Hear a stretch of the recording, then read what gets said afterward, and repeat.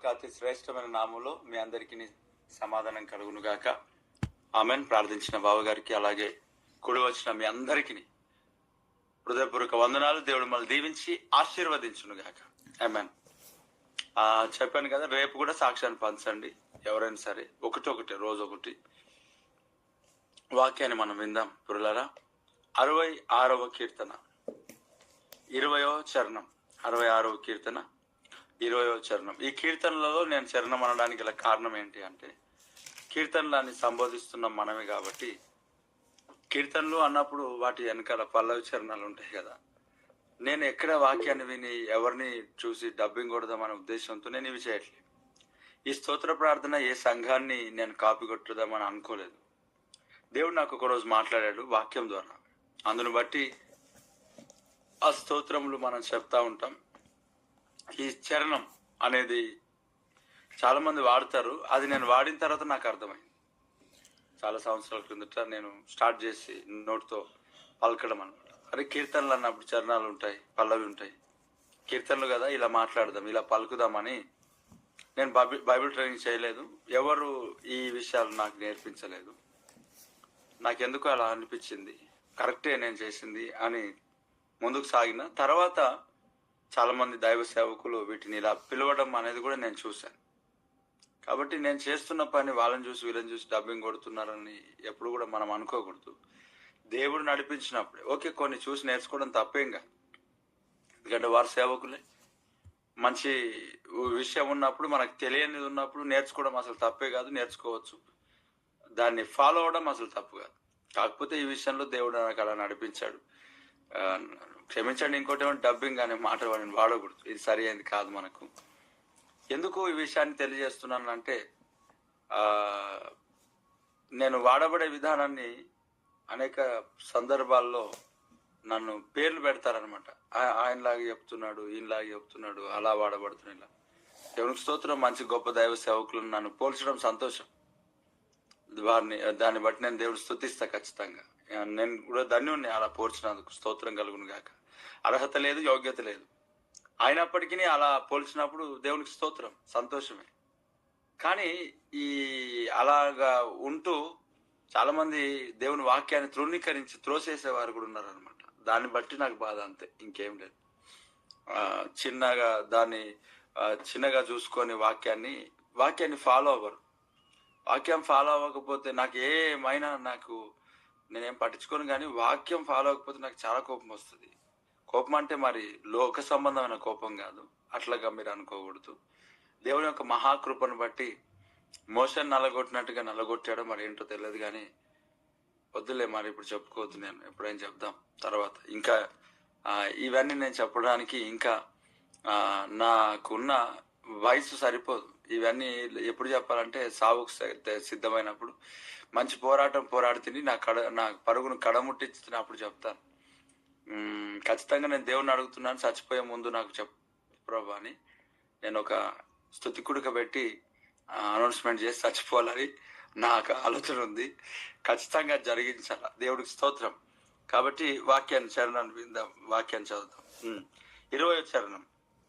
దేవుడు నా ప్రార్థనను త్రోసివేయలేదు, నా యుద్ధ నుండి తన కృపను తొలగింపలేదు, ఆయన సన్నుతింపబడును గాక.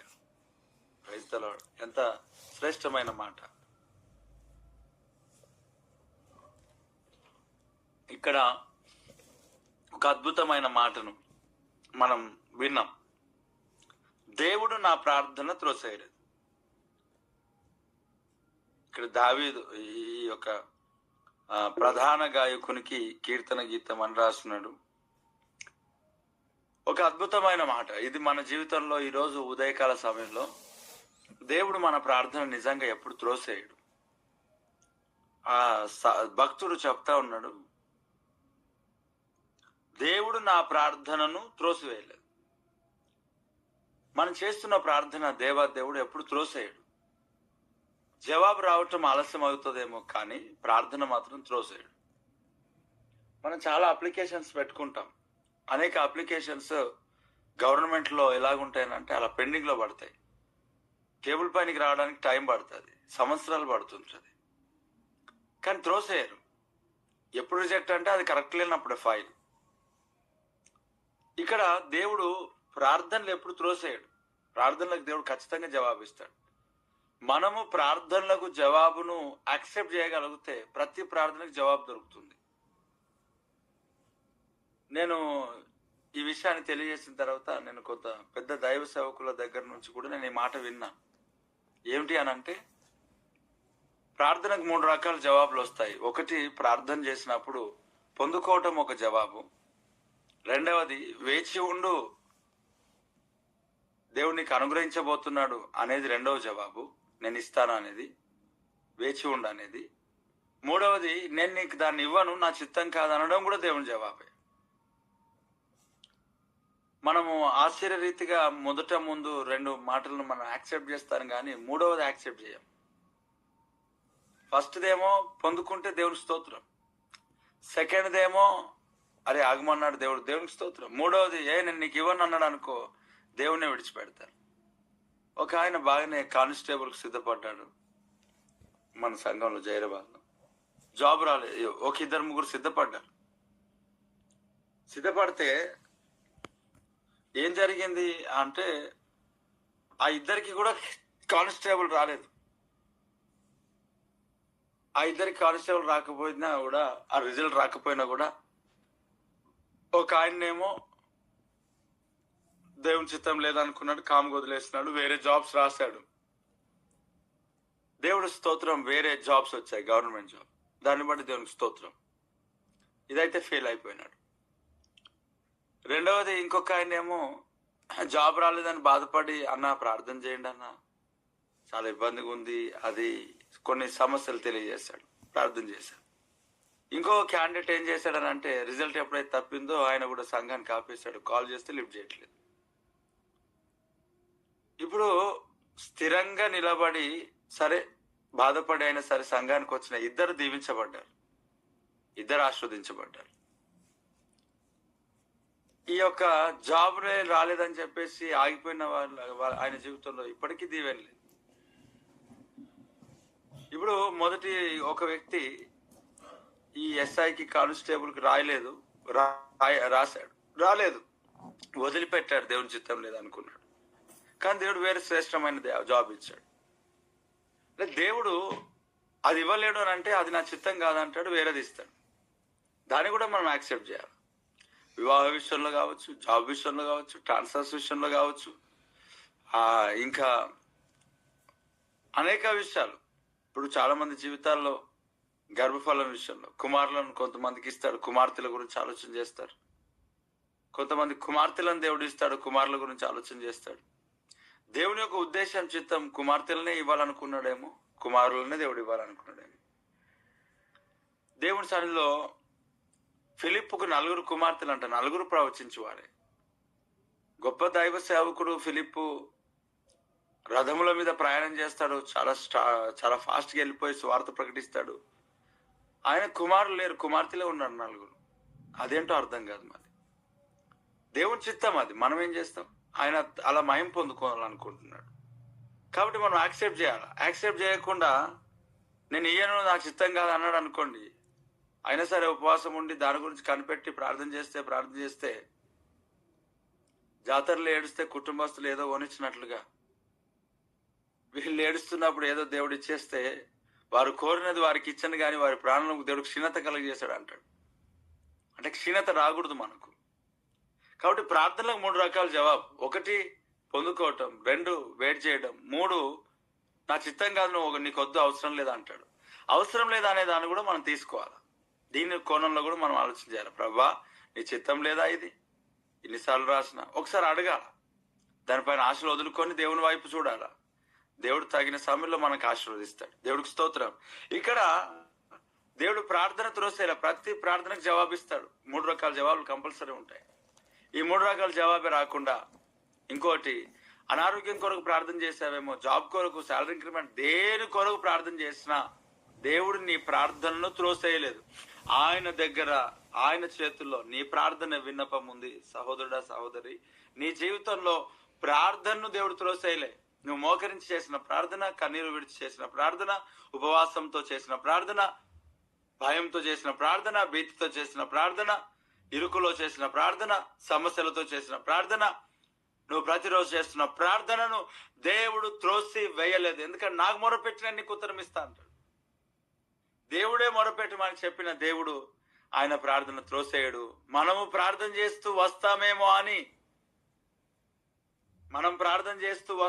అని, ఆయన ఎదురు చూసే దేవుడు. కాబట్టి మనం ప్రార్థన చేయాలనుకుంటాడు దేవుడు. మనము ప్రార్థన చేయాలనుకునే దేవుడు మన ప్రార్థన ఎందుకు త్రోసేస్తాడు దేవుడు? కాబట్టి ఈరోజు దేవుడు నీ ప్రార్థన దేవుడు త్రోసేయలే. Thank you Jesus.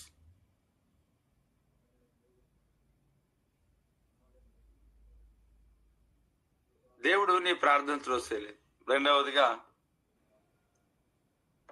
నా యుద్ధ నుండి తన కృపను తొలగింపలేదు. ఈరోజు ఉదయకాల సమయంలో దేవుని యొక్క కృప మన ఎడల నుండి త్రోసేయలే. ఆయన కృప అపరిమితంగా ఉందంట. పాపం ఎక్కడ విస్తరించినో అక్కడ కృప అపరిమితంగా ఉంది. ఈ పాత సంవత్సరంలో నీ జీవితం ఏదైనా ఇబ్బందికరంగా ఉండి పాపంలో పడిపోయి, లోకంలో పడిపోయి, ప్రభువుకు ఇచ్చిన మాట ప్రకారం ఒకవేళ జీవించలేదేమో, అయితే దేవుడు నేను వదిలిపెట్టలేను. కృప నీ పట్ల విస్తరించింది. కృప పాపం చేయడానికి లైసెన్స్ కాదు. కృప పాపంలో మునిగిపోయిన వారిని బయటికి తీసుకురావడానికి ఒక అద్భుతమైన సాధనం. నీ జీవితంలో కృప ఉంది కదా అని మరలా రిపీట్ చేసుకోవద్దు. కానీ ఈరోజు దేవుడు ఇచ్చిన ఒక గొప్ప కృప ఏంటి అని అంటే, నిన్ను ఆయన కృప విడిచిపెట్టలే. దేవుని సన్నిధిలో నీ జీవితం అప్పగించుకో. 2 రోజులు అయితే కొత్త సంవత్సరానికి వెళ్తాం. కృప దేవుడు నీకు ఇచ్చాడు. ఇంకా ఆయన నిన్ను విడిచిపెట్టలే, త్రోసేయలే. నీ వద్ద నుండి తన కృప తొలగింపలేదు. ఆయన కృప నీతో ఉంది. ఆయన కృప నిన్ను నడిపిస్తా ఉంది. ఆయన కృప నిన్ను బ్రతికిస్తా ఉంది. ఉదయకాల సమయంలో దేవునికి ఒకవేళ ఏదైనా దూరం అయిపోయిన స్థితిలో నీవు ఉంటే పశ్చాత్తాపడు. కృప దేవుడు తోడుగా ఉంచాడు. ఆయన కృపను బట్టి ఆయన ఉగ్రత మన పైన రగులుకోవట్లేదు. ఆయన ఉగ్రత మన నుండి తొలగించాడు. కృప దేవుడు తోడుగా ఉంచాడు. తొలగింపలే కృప. దేవుని కృప నీకు తోడుగా ఉంది. దేవుని కృప మనల్ని విడిచిపెట్టలేదు. పర్వతంలో తొలగిపోయిన మెటలు తత్తరిల్లిన నా కృప నిన్ను విడిచిపోదు. దేవునికి స్తోత్రం. పాపం ఎక్కడ విస్తరించినా అక్కడ కృప అపరిమితముగా ఉంటదంట. పరిమితం కాదు, అసలు పరిమితం లేకుండా ఉంటదంట. నీ జీవితంలో దేవుడు నా జీవితంలో పరిమితం లేకుండా కృప విస్తరింపజేస్తా ఉన్నాడు. ఈరోజు కృపను బట్టి లేపబడు, కృపను బట్టి స్థిరపడు, కృపను బట్టి ముందుకు సాగు. ఎన్నో తీర్మానాలు చేసుకున్నావు గత సంవత్సరం, ఎన్నో తీర్మానాలు. అవన్నీ చేయలేదు కాబట్టి నూతనంగా తీర్మానాలు చేయొద్దు అనేది ఏం లేదు. కృపతో నింపబడి, ప్రభా నీ కృప నాకు తోడుగా ఉంచావు, క్షమించావు, మరలా నాకు అవకాశం ఇచ్చావు. ఈ సంవత్సరం నేను చేయలేదు కానీ నాయన ఇదిగో ఈ వచ్చే సంవత్సరంలో నేను ఇలా చేస్తాను నాయన, నాకు అవకాశం ఇచ్చినందుకు వందనాలని దేవుని సన్నిధిలో నూతన తీర్మానాలతో ముందుకు సాగు.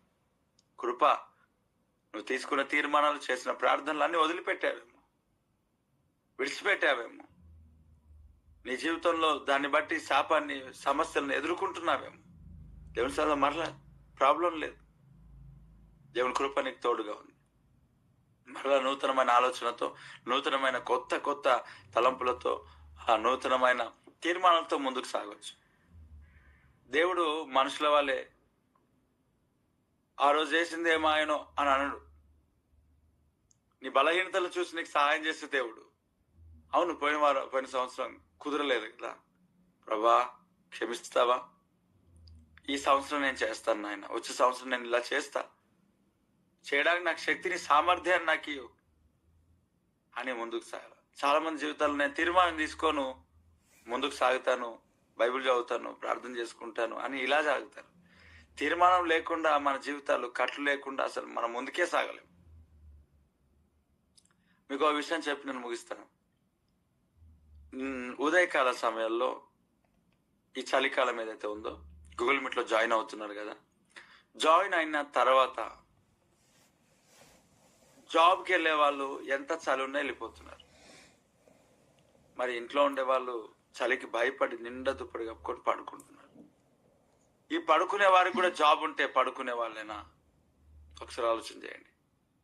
పడుకునే వాళ్ళు కాదు, జాబ్కి వెళ్ళేవాళ్ళు, పని చేసేవాళ్ళు, వాళ్ళు స్త్రీలైనా పురుషులైనా ఎవరైనా ఉండొచ్చు.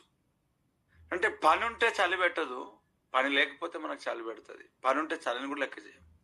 చూడండి, జాబ్ లేని వాళ్ళు పడుకోవడం తప్పు కాదు, నిద్ర సరిపోకపోతే పడుకోండి, తప్పేం లేదు. ఇప్పుడు పడుకునే దానికంటే ప్రార్థన చేయొచ్చు కదా. నేను అడిగాను కొంతమందికి, అయ్యా ప్రార్థన చేసుకోండి, చలి బాగా ఎక్కువ ఉందన్న. మరి జాబ్కి వెళ్ళే వాళ్ళ పరిస్థితి ఏంటి? దేవునికి స్తోత్రం. ఇప్పుడు ఒక మాట వాడతాను, జాబ్కి వెళ్ళే వారి పరిస్థితి, వారి జీవితం, వారు ఏంటి, మళ్ళీ వారి చలి అయినా ఏదైనా. ఇప్పుడు చూడండి, 6 గంటలకు ముంచబడితే రెడీ అయిపోతారు, చల్లగా స్నానం చేయాలా, బట్టలు వేసుకోవాలా, వంట వండుకోవాలా. దేవునికి స్తోత్రం. అదే కొంతమంది ఆహారం వడ్డించి కట్టించే వాళ్ళు కొంతమంది ఉన్నారు. వాళ్ళకి పెట్టని చలి, పని చేసే వారికి పెట్టని చలి, పని లేని వారికి ఎందుకు పెడుతుంది? అంటే ఏదైతే ఒకటి ఉంటుందో అప్పుడు మనకు చలి ఇదంతా ఏమి ఉండదు అనమాట, ఏ సమస్య ఉండదు నిజంగా. కాబట్టి మనం తీర్మానం ఏం చేస్తుంది అంటే తప్పిపోకుండా చేస్తుంది. కనుక తీర్మానాలతో ఉండాలి ఎప్పుడైనా. దేవునికి స్తోత్రం. తీర్మానం లేకపోతే మనం తప్పిపోతాం ఖచ్చితంగా. కాబట్టి ఇక్కడ దేవుని కృపని నుండి తొలగిపోలే, ఆయన కృప నీతో ఉంది, లేపబడు. మరలా నూతనమైన తీర్మానాలు కంపల్సరీ అవసరం. మనం ఏదైతే పెట్టుకుంటామో దాంట్లో నడుస్తాం. పెట్టుకోలేరంటే అర్థం ఏంటి అని అంటే చేయరు, అంతే. ఇంకా పెట్టుకున్నప్పుడైనా కొన్నిసార్లు తప్పినా మరలా భయానికి చేస్తాం. వాళ్ళు చేయరు కాబట్టి తీర్మానాలు తీసుకోరు. అమ్మో అంట కొంతమంది, అమ్మో చేయలేమమ్మో, ఎంతకాలం భయపడుతూ వెళ్తాం. గడిచిన కాలంలో ఉన్న చేదైన అనుభవాలను బట్టి, ఆగిపోయిన దాన్ని బట్టి ఈసారి కూడా అదే చూడకు, ఖచ్చితంగా చేస్తావు. చేయాలని ముందుకు సాగు, దేవుని సన్నిధిలో కృపను వేడుకో, ముందుకు సాగు, నూతనమైన తీర్మానాలతో ముందుకు సాగు. మూడవదిగా ఆయన స్తుతింపబడును గాక. స్తుతించు, మహింపరచు. ఎందుకు? ప్రార్థనతో చేయలేదు, తర్వాత కృపని నుండి తీసేయలేదు. స్తుతించు. దేవుడి మాటలు నీ జీవితంలో దీవెనకరంగా మార్చాడు, స్థిరపరచును గాక. దేవునికి స్తోత్రం చెప్దాం. వాక్యం నిమిత్తమై, మాటల నిమిత్తమై దేవుడు ప్రార్థనతో చేయలేదు కదా, కాబట్టి స్తుతి నొందును గాక. స్తోత్రం, స్తోత్రం, స్తోత్రం, స్తోత్రం, స్తోత్రం, స్తోత్రం, స్తోత్రం. ఆమేన్. ప్రార్థన. మహోన్నతుడా, కృపగలిగిన తండ్రి, శ్రేష్టమైన నీ మాటలు మాకు ఇచ్చారయ్యా, నీకు స్తోత్రం. బిడ్డలు తిరిగి వారి పనులకు వెళ్తుంటుండగా మీరే తోడుగా నడిపించు అయ్యా. క్షేమం దయచేయి. వారి చర్యలో, కుటుంబాల్లో, పనులలో, అయ్యా జాబ్స్లలో, స్కూల్స్, కాలేజెస్ అన్నింటిలో మీరే తోడుగా ఉండు. ప్రతి విధమైన ప్రమాదాలు, యాక్సిడెంట్స్, అపాయం అన్ని కొట్టివేయి, దీర్ఘ ఆయుష్ దయచేయి. క్షేమం దయచేయి. పాము నుండి, తేలు నుండి తప్పించు, రక్తంలో ముద్రించు. ఆశక్తి దయచేయి, ప్రార్థనాత్మ దయచేయి. సమయాన్ని వృధా చేసుకోకుండా కృప దయచేయి. ఆరోగ్యంతో నింపు, బలంతో నింపు, శక్తితో నింపు, సామర్థ్యంతో నింపు అయా. కుటుంబాలకు క్షేమం దయచేయి. ప్రయాణంలో తోడుకోండు, సేవా పరిచయంలో వాడుకో. ఆరోగ్యం దయచేయి, క్షేమం దయచేయి. ఎలాంటి ఇబ్బందికరమైన పరిస్థితులు మాకు వాటిల్లకుండా నీవే నడిపించి గొప్ప కార్యాలు చేసి నిలబెట్టుమని, అన్ని విషయాల్లో తోడుగా నడిపించి అద్భుతాలు చేసి సూచక్రియలు చేయమని అయా. కృపాక్షేములతో వర్ధిలింప చేయి. రాకడికై సిద్ధపరచు. అనేక విషయాలను అయా మీరే ఆశీర్వాదకరంగా మార్చు. గొప్ప కార్యాలు చేసి నిలబెట్టమని, నీ సన్నిధి చేత నింపమని, అద్భుతాలు చేసి ఆశీర్వాదకరముగా నాయన మార్చి నిలబెట్టమని ప్రతి ఒక్కరిని మీ చేతికి అప్పగిస్తున్నా. అనారోగ్యంతో ఉన్న వారిని ఎవరైనా అయా వారిని దర్శించు, స్వస్థపరచు, విడిపించు, గొప్ప చేయి. క్షేమం దయచేయి. ఆర్థికంగా దీవించు, అప్పుల నుండి విడిపించు, సమాధానం దయచేయి. ఈరోజు ఆశీర్వాదం, అభిషేకం కలుగును గాక. నీ సన్నిధి తోడుగొడును గాక. మబ్బు అంతా తొలగిపోను గాక అయా. నీలిమే మబ్బులు తొలగి అయా దారులు కనబడును గాక. యేసు నామములో అయా మా కుటుంబాలను మీ చేతికి అప్పగిస్తూ, మా జీవితాలను, పరిచర్యను, సంఘాన్ని అయా పనులన్నింటినీ మీ చేతికి అప్పగిస్తూ యేసు నామములో స్తుతిస్తూ ప్రార్థిస్తున్నాను తండ్రి. ఆమేన్.